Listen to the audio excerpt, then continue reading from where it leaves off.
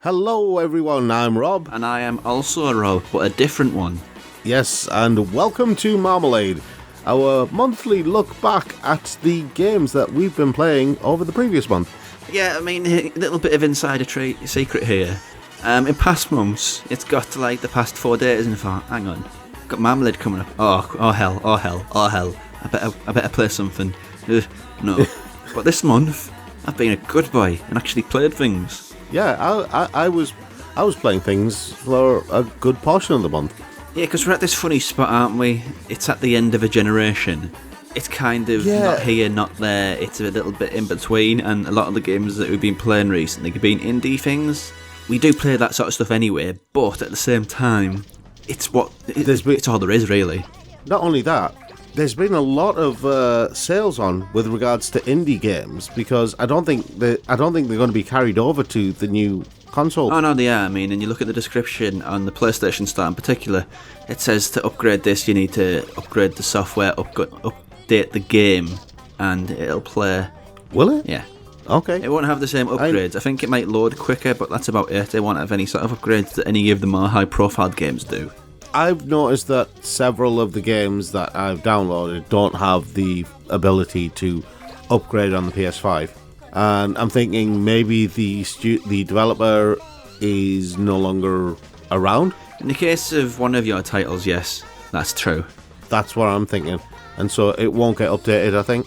Yeah, but we're swinging around, swinging the fences, we'll just jump right into it. I'll go first. Go on then. With a remake of Katamari Damacy. Damacy. Whatever. Katamari Damacy Reroll. How was it for you? I'll explain it. In this, there's the prince of the king of the universe, who gets a bit happy and destroys loads of stars. And there's little bits of story in between of two kids and their mum, and the kids, the TV says, the stars have got knocked out, and the mum says, don't be silly, course that won't happen, that doesn't happen. But no, the Prince of the Universe did it in his cracker-shaped, a cracker as in Christmas cracker. I know that word has connotations, and that wasn't what I was going for. His Christmas cracker-shaped head and his rainbow vomit sends one of his sons off to Earth to roll Damacy's, the remote balls. He is basically a little boy. He also has got a Christmas cracker-shaped head, and he pushes this ball that picks up everything. Yep. And you've got to roll it into bigger balls and bigger balls and bigger balls and bigger balls to replenish and replace the stars which your dad in his infinite wisdom has destroyed. Yep. Few things. The music's amazing. It always has been. Yeah, it's kind of like Saturday night, goofy 1970s Japanese jazz J-pop extravaganza. Yep. All of those things that I'd use to describe it are accurate. And it's one of these games. There's another one out on the indies scene called Donut County, which you just sort of suck things into a hole. This is the same. You just roll things into a big ball. It's that sort of. It's using cleanliness as a gameplay thing, and you're just tidying things up and getting it all in one place and getting it all sorted. Who was that Japanese woman who was obsessed with cleaning, had a TV show? I don't know, but she had a Netflix show, didn't it? Everybody was mad about, looking at something and what's the usefulness of it, and if it doesn't have a use or it doesn't bring you joy, you get rid of it. Marie Kondo, I think her name was. Yeah, Marie Kondo, that was it. She'd be. I think this is her type of game, isn't it? Yeah. I mean, on the pure face of it, I absolutely adore it. It's not changed what it is, but it's the problem with some older reissues. You realise that certain things have changed for the better, and the thing in particular, I mean, I say this, but it controls really bad. The control system is awful. To move the ball, you got to push both left and right stick in the same direction. If you hit something which is living or bigger than you, you'll bounce off it, and things off your giant trash ball will bounce off it. So, get in a different direction, you have to press up on one stick and down on the other and sort of swivel on the ball until you're in the right direction. Yeah, you do know that what you're describing is tank controls. It is tank controls. That's literally how you drive a tank. I mean, that quite literally, where the tank controller sits there with two levers, push both forward to go forward, push one forward and one back to basically turn right, the other one forward to the other one back to turn left. That's how they used to drive tanks. It's not intuitive though as a game thing, because over the interim between this and now, we've been coded to think that one stick is control the character, one stick is control where we look. Yeah. I don't think it's a disservice to the game at all. I still absolutely love it. It's nostalgia. It's one of these games where it's an easy platinum if that's of concern to you, but it's one of these games where you can just put it on and it's not any conflict, there's not any stress, you're just creating big trash balls for your weird space dad, and you know, that's a big poster quote right there, isn't it? Yeah. And this guy's done some weird games in the past. He did Nobu Nobu Boy, which is about making a space dog thing with two heads, one on each end of the dog, stretch out so it's longer and longer, so you got a massive space dog. And I think he did Watam as well, but I didn't play Watam. See, it's the way you say Nobu Nobu Boy. Are you saying I say it somehow suggestively? It does sound like that. I would never do something suggestive, Rob. I'm not that sort of person. I don't do rude jokes. Yeah. Check out his latest Alternatives 2 video. But for Immortals Phoenix Rising. But the gist is, it's one of these things where I think nostalgia and the sort of the pleasures of just the gameplay loop paper over the cracks of the weird ass control system. Yeah, I can kind of understand why they went with the tank control system, because once you've got the ball to a certain size, this is really difficult to say without any of it not sounding euphemistic. You push your ball around and things stick to your ball, you know. Yeah, when you push your ball around, things stick to your ball gets bigger, and once your ball has reached a certain size, it's going to be difficult to control.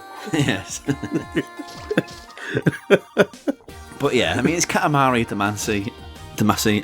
I love it. It's got a special place in gamers' hearts of a certain generation, and to see it back, even if it's just a reissue or a remake, I'm all for it, really. I mean, the English title of it, when it originally came out, was We Love Katamari. Which isn't a bad title either, because we do love Katamari. Yeah, exactly. But the King of the Universe and the Prince of the Universe, I never put their heads in the shape of like a Christmas cracker. I always thought it looked a bit more like a Wheat Crunchy. You know, those crisps. Regardless of what it looks like, he's got a funky shaped head and he vomits rainbows. And he talks. Yes. He's kind of like a petulant 6-year-old if he was the King of the Universe. I mean, there's like levels where there's like a time limit. It says, you can't expect the King of the Universe to wait longer than 9 minutes. Screw you, the King of the Universe, you can do whatever you want. Give me time limits. See, now I've got this bizarre crossover between Katamari Damacy and Queen, as in the rock band Queen, with Freddie Mercury just off to one side going, "Here we are, born to be kings. We are the princes of the universe." Okay, now you've killed that. So that's Katamari Damacy, and that's out. I'd recommend it if just recommend it if you played it before in the past. And give it a shot if you haven't. It's unique. This is the thing. You've gone with Katamari Damacy, and it's a game quite literally about nothing in particular. I mean, the story mode is more of a placeholder in it. Well, it's just gag. It's a gag reel. Yeah. And so I'm going to swap the order around that I was going to go in, because I actually have been playing Air Memories of Old. Well, it's an indie game that's on PC and Switch, Xbox One, and PS4. Anyway, Memories of Old, it's by Forgotten Key. It came out originally in 2017, and it was published by Daedalic, and it's quite literally a game about nothing, right? You know how some games want you to go out and explore and have an adventure, and you have some kind of reward at the end of it? Yeah. So you'll get better equipment, you'll get experience points, you'll have to do this and that and the other. Air is an adventure game with where you have kind of a vague goal of going to visit various temples and there is kind of an underlying story dealing with the darkness and blah, blah, blah, blah, blah. The usual fare. That makes me think of that game on PlayStation 5 and PlayStation 4. What's it called? The Pathless. It is a bit like that, I suppose. See, Air is an adventure game in kind of the truest sense of the word. You get to explore the world in a way that I haven't really seen since Skies of Arcadia. Right, you know how in Skies of Arcadia you go to different islands and land on different islands and explore different islands in your airship? Mm-hmm. Well, Air, you can do that as well. There's loads of different floating islands in the sky. Is this that Air with an E? A-I-R-E? A-E-R. Oh, okay, I'm thinking of something else then. Okay, but continue. Yeah. Anyway, so you can basically... You play as the character of Orc, A-U-K, right? And you can travel... You start off the game in the Temple of Kara, and you get the lamp, and then things start collapsing around you, and then you leave, and your elder says, well, I'll investigate what's happened with these ruins. You make the pilgrimage to the 3 temples of Kara, and then, that's it. Job done. Yeah? That should be the end of it, but for some reason, you've got the light of Kara, so something has to happen, and you have a vision of something foreboding in the darkness. You can now, with the light of the lamp, see the remnants of kind of the ghosts of the past, memories that have been left behind, which is why it's called Memories of Old, and you can use those to help you figure things out. It's like a big kind of environmental puzzle. So what you basically said there, you went blah blah blah blah fantasy nonsense, blah blah blah blah fantasy nonsense, blah blah blah blah fantasy nonsense, blah blah blah blah farming. No, there is no farming. I know, I think my mind just put that in there just to spice things up. There is no farming in this. What there is a lot of flying, and it's wonderful flying as well. There's a lot of kind of just going off and seeing what's that over there. Oh, I saw something out the corner of my eye. I wonder what that is. And just having a good old look around. It's like going for a walk on a nice summer's day. It's like, when I say it's a breath of fresh air, it literally is. You've become such an old person, haven't you, with your game tastes, Rob? Thing is, a bit of farming, a nice old look around, a bit of a natter with the neighbours. Yeah, but when you look at the other 2 games I've been playing this month, Air is kind of the palate cleanser I needed. Okay. When you look at the other 2 games that I've been playing this month, the other 2 games that I've mainly been playing, primarily, in amongst others. But Air is literally the palate cleanser I needed, and I was sitting there just going, oh, so I saw you could fly on this thing. When do I get to fly? Got through the intro bit, and then it said, right, jump twice to transform. I was like, don't I get a bird? Turns out I am the bird. Have you seen that game on the Xbox? It's a launch title in the Xbox Series XS, The Falconeer. Yeah. I really want to play that, Yeah, you should play Air. Air is very similar in terms of its flight mechanic, and I really like the flight mechanic in Air. I think that it's very understated, and the camera is very twitchy, so be careful of the camera. But aside from that, it's a lot of calming. It's a lot of calming when you just want to fly around and do nothing. Yeah, you make this joke constantly, where you're sat on your porch and you say, "Get off my land" to everything. I think your game choices are leading you in a way where you're basically living your best life of sitting on porches and telling people to get off your land. See, now you got me, because I actually did enjoy that game as well. You didn't play that game, did you? No. It's an indie game about an old guy with a shotgun sitting on his porch, and aliens start invading, so you have to shoot them all before they get to your house. That's a you game, isn't it? Okay. So yeah, Air Memories of Old. It's I didn't honestly know what to expect from it. I bought it in one of the PlayStation sales, because I played it on PS4 Pro, and I bought it in one of the PlayStation sales. Didn't have any clue about what it was. Just saw, a lot of people like this. I'll give it a try.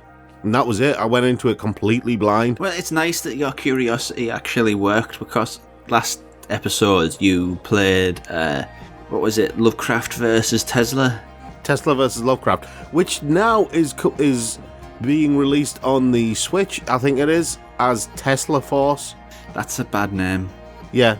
I can understand it, but okay. I think it's the same game. Maybe. But okay, I'm jumping on. This is going to be a quick one because there's not a lot to say about this. But I always say that and then end up talking about 15 minutes about it. So we'll see. We'll see what happens. But this is Thumper. This is a rhythm action. Right, okay, good. I was just going to check. Right, so we're not talking about Bambi here, yeah? No. My sister had a rabbit when she was a kid, and we named that Thumper, and it kept on trying to run away. Yeah, because that's what the rabbit in Bambi's called as well. Yeah, I know.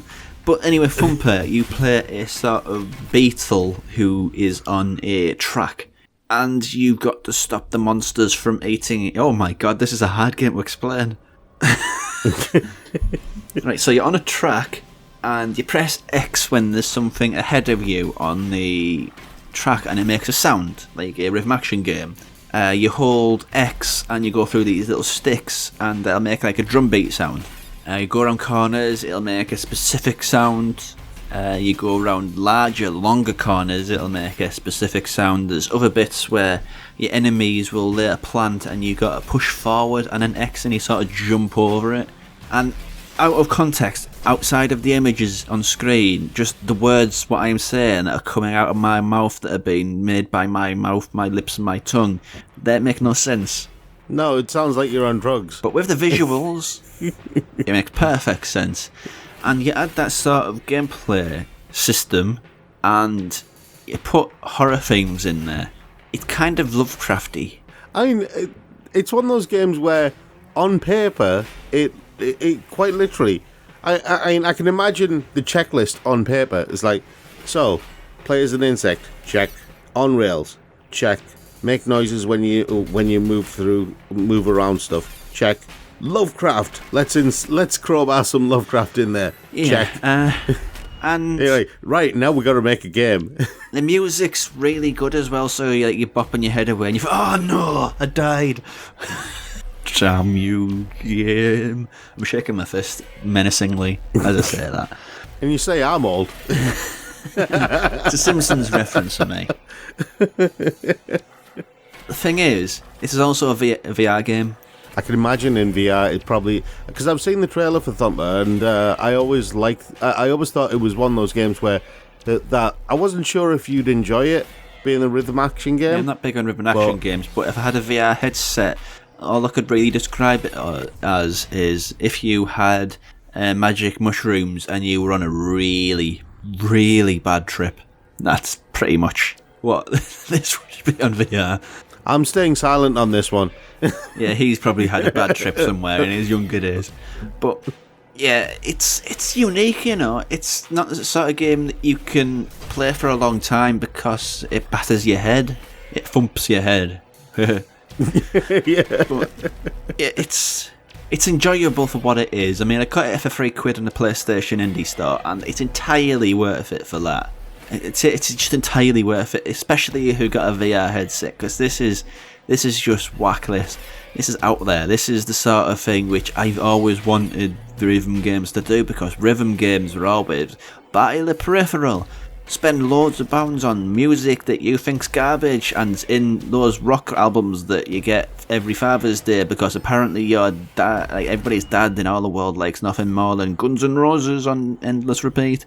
Do you know what you sound like? It sounds like the only rhythm action games you've played are like Guitar Hero and Rock Band. But the thing is, that consumed like the rhythm action arena for years. There were loads of rhythm action games, and okay, yeah, a lot of them did involve you buying extra tracks and stuff like that. I will admit that was a curse from them. It did consume that market. It did consume the area for a while. Yeah, can't deny that. There were quite a few of them, mainly kind of left field titles that came out of Japan, I think. Yeah, were the ones that didn't fit the mold, and you didn't need. I mean, stuff like Elite Beat Agents and stuff like that. Yeah, that's going back ages, that, Rob. That's not recent.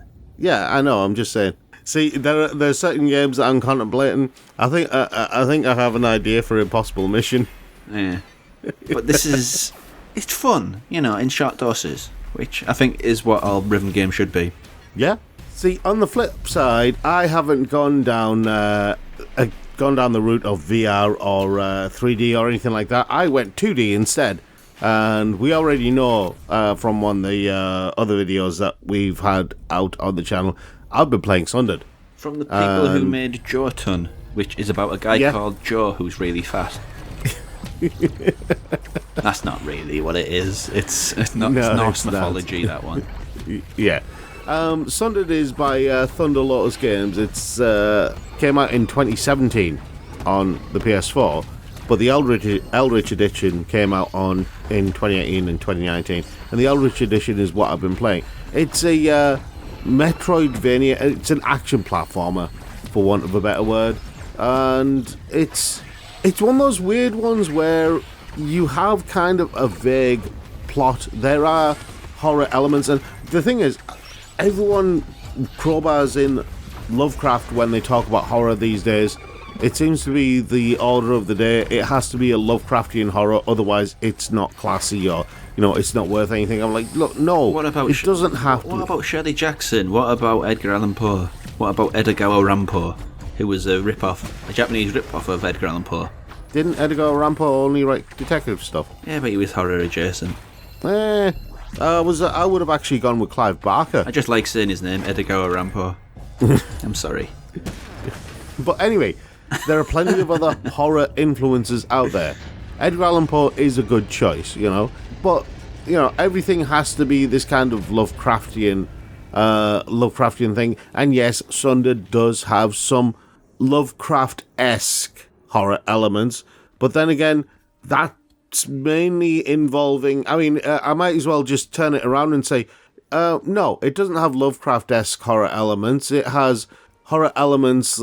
It has Overfiend-esque horror elements. Let's add some Japanese anime in there, shall we? Yeah, that's not. If you want to add, if you want to throw tentacles in there. I think I'd rather have the Lovecraft influence. It's a bit more family friendly. Exactly. And was that a phrase you thought you'd say this morning? Yeah.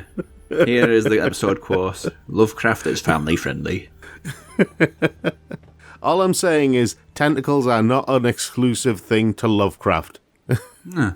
What about deep sea? But anyway, deep sea horror as well, but I get off that. Yeah, I digress.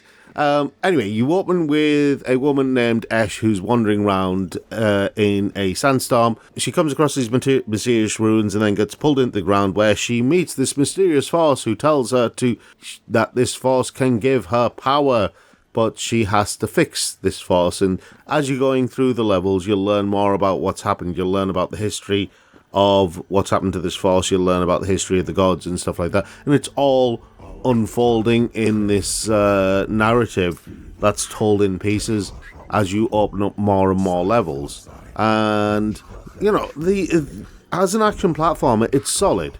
It's got everything that you'd want in an action platformer, but it's one of those ones where you mainly play because it has certain RGB. It has certain RPG elements, so you can become stronger, increase your health, stuff like that. So it does have those. It does have like a skill tree type thing. Hyper Light Drifter is an RPG. There we go. There's another quote for the episode. The thing about Sundered that I quite like is that the different environment is the coloration of different environments. You've seen from the video that you did earlier this month. There's sections where it's like completely red tones. Yeah. Right. But then there's sections where the sections in the forest where it's complete forest and it's complete daylight and you see everything. There's others where it's a very kind of industrial setting, and the monsters.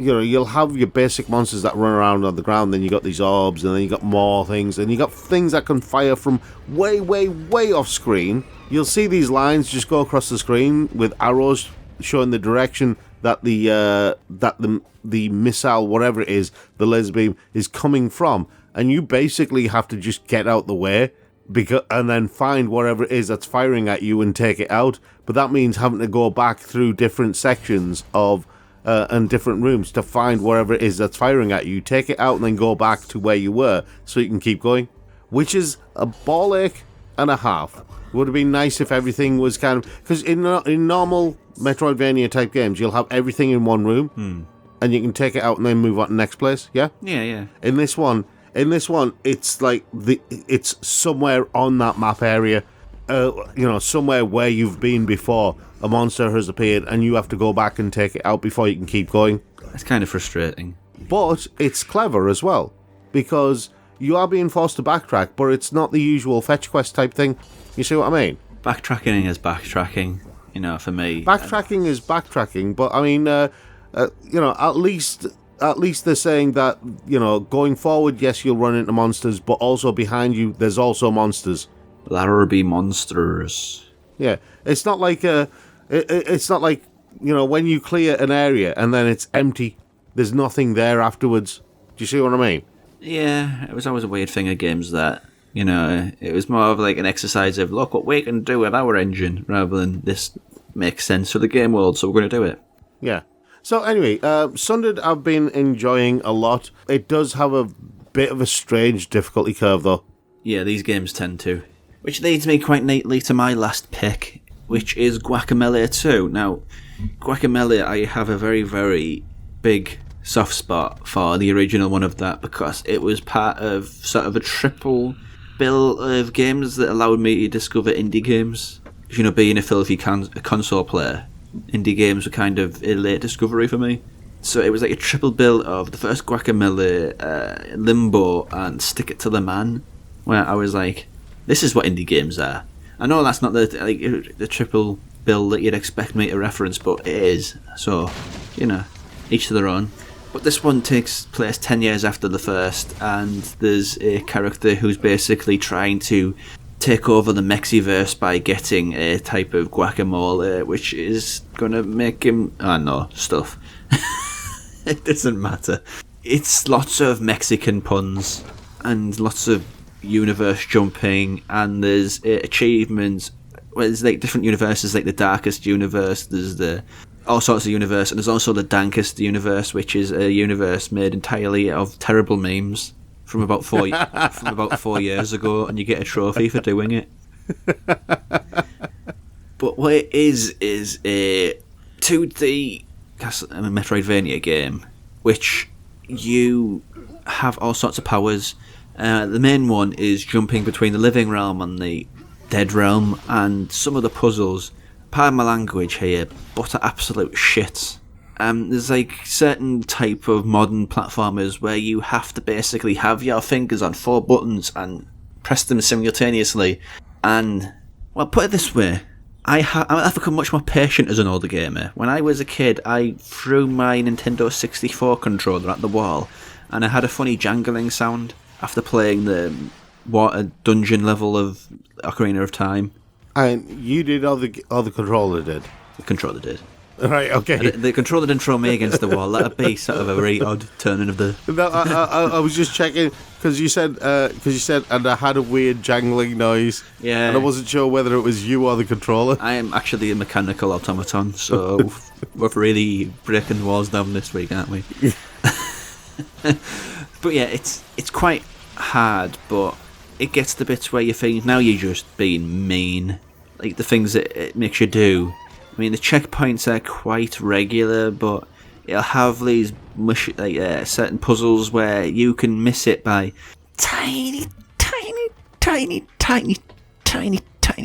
little sliver, and it'll make you go back to the previous checkpoint, and you think, you salty sea dog. I actually found a new insult for a game while playing this. You know what I started calling the game? What? A filthy nipple. I started calling Guacamelee 2, you dirty, filthy nipple, I kept on saying.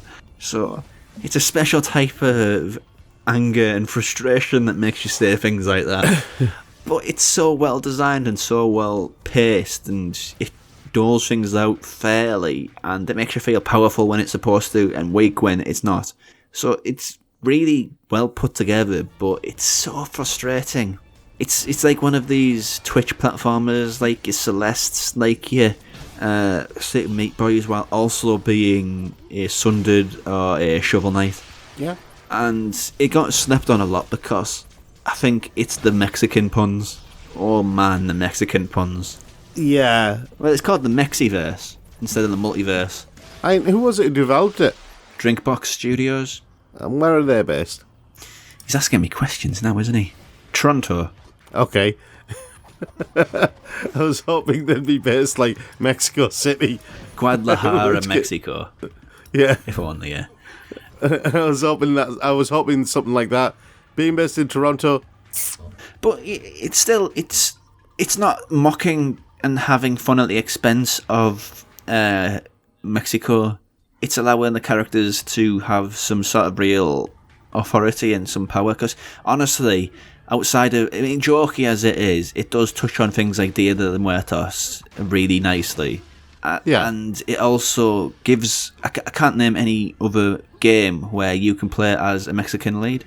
I don't know what it is. Oh, I suppose in a sense it's like what was that movie? Not the Disney Pixar one. That was all about Day of the Dead. You know the other one by the makers of Box Trolls. It wasn't by them. It was by somebody else. But it was. Oh, by someone else. But it was similar kind of tone. I'll put the thing in the top hand and I'll Google it when he's talking and then interrupt him rudely and it'll throw him off his gate. But I know what you mean. It looked gorgeous. And it was produced by Guillermo del Toro. Yes, that's the one. It's it sounds like that where it's more celebrating Mexico than... It's incredibly goofy, but it's celebratory of Mexico. Yeah. And I like games like that. And not everything has to be righteous when it's celebrating something from the first time, because that's kind of shallow. You can mock things that you're celebrating as well. Yeah. Well, have fun with it. I understand why people don't get on with it, but I have a great deal of affection for Guacamelee. Yeah. It's the same as me with Guns Gone Cannoli. I don't know why, but I like these things that are just really broad and silly. Oh God, yeah, I remember the beer flinging leprechauns with balloons. Yeah. As in they're floating on. They've got these party balloons, not hot air balloons or anything like that. Party balloons, and they're floating across the level. Oira sort of. They're speaking in a very Irish brogue, and they're attached to these party balloons floating across the screen. They're throwing bottles at you. As somebody with Irish heritage, I can appreciate that as a dumb joke. Yeah. But moving on. Yes. Moving on, cultural appropriation being the topic of conversation now, it seems. Yes. And now I'm going to interrupt you by finding out what that movie was. Go ahead. Yeah. Moving on to, I don't know. Is Sleeping Dogs cultural appropriation? Well, it was an American... it was a French studio, wasn't it? It was United Front Games, and it was published by Square Enix. But the game is set in Hong Kong. That's okay. And has a... I mean, what I would say is that they picked a lot of... What was it? The actors who played the roles. Yeah, I mean it's got John Cho in, hasn't it, as the lead guy? Yeah, exactly. And they've got a lot of talent, like Chinese American talent and Chinese talent in there. Yeah. So I think on that front, I think they're okay. They're on solid footing. And I've got to say, I played Sleeping Dogs on the PS3, and this is the definitive version on the PS4, which I haven't really played. And I got around to playing it last month. The Book of Life. And that was it, the Book of Life. But anyway, I really like Sleeping Dogs. I've really liked it since it came out on the PS3. Did you play the DLC that the reissue comes with? I haven't played the DLC yet. I'm playing through... It take like 90 minutes a pop, but I think they really add sort of flavour to that game. Yeah. But I mean, the thing that I've always loved about... this goes back to Shenmue, right? Shenmue 2 in particular. And I've always maintained that Shenmue wasn't the game that made Shenmue popular. It was Shenmue 2. That's the one that basically cemented the whole idea of Shenmue in the minds of fans. Because Shenmue 2 was so very different. It was so much bigger, so much more expansive, so much more detailed. You could go through different areas of Hong Kong. And Sleeping Dogs starts off in Aberdeen. And you know what? When I first played Sleeping Dogs on the PS3, I was going, this place looks familiar. Why do I know this? It's Hong Kong? Which part of Hong Kong is this? I've seen this before. And I've seen this before. And playing it on the PS4 with much better graphics, more detail and everything like that, I'm going, I know that place. I've seen that place. It's not much better graphics on PS4. It still looks like a PlayStation 3 game. It looks like an upscaled PlayStation 3 game. Yeah, it does. Rather than the game that came out on the PlayStation 3, it does look like it's been upscaled. And the thing is, I don't mind that, because aside from a few odd bits when you're actually fighting against other characters, it messes around with the collision detection a little bit. So you might throw a punch and it might not connect. Yeah, but it's also got grisly execution, so that wins. That sort of counterbalances it. Yeah, the easiest way to win fights in this is not to hit people. It's just to grab them and slam them into the ground. Yeah, but they don't allow you to do that until you've taken off a certain amount of damage. No, I mean most of the NPCs allow you to do that. It's just the bosses don't allow you to do that. Yeah. The bosses will basically back off, so you have to just counter the bosses until you can grab them and slam them into the ground. Yeah, and when I say executions, it's kind of like you punch with square and you reverse with triangle. And it'll give you these opportunities where you can grab someone and you can sort of bum rush them to something. Yeah, the environmental takedowns. It's like heat mode in Yakuza, when you can the final move in Yakuza, when you basically you can grab the sign and smash it over the head or something like that. Yeah. When with Sleeping Dogs you can grab someone, and I mean I was fighting one set of guys, and I was basically shoving his face into the ventilation fan. Yeah. With the heat modes, apparently they're okay, but he does some nasty stuff to him. In Sleeping Dogs, there's no blood though. There's no blood. That's the thing. In Sleeping Dogs, there's blood, and that's the difference. He just outright murders them in Sleeping Dogs. And he's just like, wow. So he's dead then. Yeah. He's not getting up from there. They no move no more. I think that I'm not spoiling anything here, but I think the final boss, he kicks him into an ice chipper. Yeah. So yeah, he's not getting up from that. The other thing I like about Sleeping Dogs though is there are the missions. A lot of the missions are called favors, and you go around doing favors for people. And basically, see, this is the thing. Unless you've been reading a lot of Chinese stuff like I have, right? A lot of people probably don't understand what face is all about, right? I think they got. It's a reputation sort of place in society. I think people get that. And losing face means you lose your place in society. You lose your position, and not quite. That is part of it, but that's not all of it. Because you can basically see, face is an almost tangible thing in kind of in that culture. Yes, is a kind of a reflection of where society and your place in it, but when you slap someone's face, because you can't slap someone's reputation, right? I'm not. Do you see what I mean? I'm going to let you have your moment, because I don't want to peel that apart. I know that sounds like a euphemism. Yeah. I can see by the look on your face, you're just resisting the urge to make a joke. I'm there. being a good boy, so you okay. But anyway, I can't say it with a straight face now because he's got the stupid grin on his face. It's the only face I've got. Anyway, which is the Western meaning of face. I'm not. By doing these favors, you gain more face. You gain more reputation, you gain more status within the gang and within the community, things like that. But those favors aren't necessarily favors, because there are. You might think you're doing a favour, but then you'll end up getting mugged and have to chase them down and have to beat up the bad guys who've just mugged you. You need face to buy certain items in shops as well, like certain level of face. Yeah. Like legendary outfits and stuff like that, and different outfits will, have different effects on you. So something like a vest and baggy jeans and fake Converse trainers will give you the fashion. Though the fashion is so 2007. Yes. It is. Baggy pants and baseball caps and vests. It's like, where's the non-dirtbag version of this character? The thing is, I like Wei Shen as a character. I think Wei Shen is... I think the way they've scripted him and the backstory he's got is actually really interesting. Oh, yeah, there's little interactions he has when you collect jade statues and you take him to your old Sifu. Yeah. adds colour and texture and character that I really like. Yeah, and that whole intro as well to the game, it still gets me. It is arguably one of the better intros I've seen for a game on since the PS3 came out, because that whole intro starts off with a sting operation.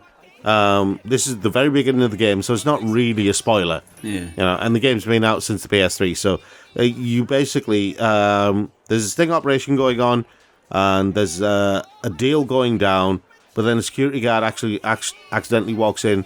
He gets killed by a guy with a butcher's knife, and you and your partner have to go running away from the cops. And this is in Aberdeen, in Hong Kong. Yeah. And when I say Aberdeen, there's an area of Hong Kong called Aberdeen. It's not where all the Scottish people are. Just in case, it's like a port area, like a.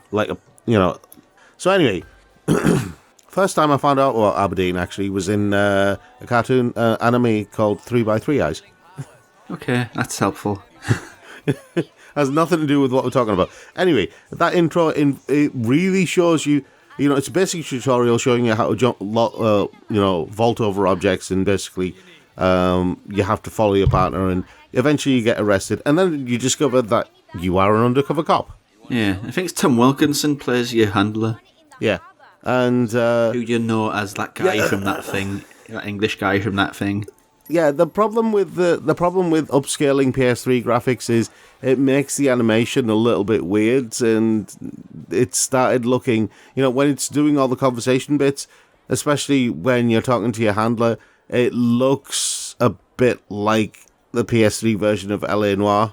Yeah, what's like really detailed faces on stick bodies. No, it's like how they basically they made the mouths move but didn't make the eyes move. Oh, and so it looks like a corpse talking. I know. Yeah, it's like that. But yeah, I mean, I do think you should play the DLC. One of them is about hopping vampires. Oh yeah. The second one, that's really fun. And I can't remember the first one. I think there's like a kidnapping and you have to go to the monastery. I can't remember. The first one's kind of nondescript, but the second one with the hopping vampires and the demons, the Chinese demons, that's really cool. So. Here's a question. Didn't they announce a film adaptation of Sleeping Dogs? They also announced the MMO, and it just didn't have the support, and it just kind of fell apart. Yeah, because if I remember rightly, Donnie Yen was supposed to play the role of Wei Shen, wasn't he? Kind of looks like him. It looks like it'd be modelled after him, sort of thing. Yeah. Doesn't it? Yeah. But I don't know if Donnie Yen could get away with playing Wei Shen, because... He's a bit too old now. He's a bit too old now. I think you'd want a younger actor to play the role. Yeah, probably Wu Jing would play it now. Yeah.